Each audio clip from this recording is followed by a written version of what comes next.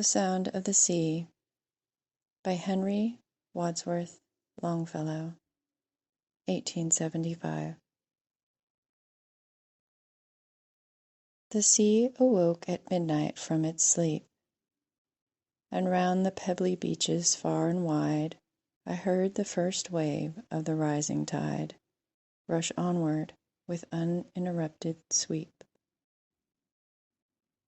A voice out of the silence of the deep, a sound mysteriously multiplied, as of a cataract from the mountain side, or roar of winds upon a wooded steep.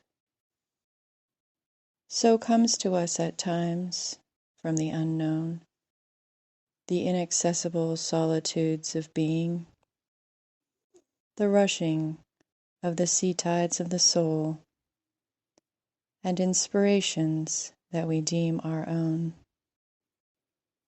are some divine foreshadowing and foreseeing of things beyond our reason or control.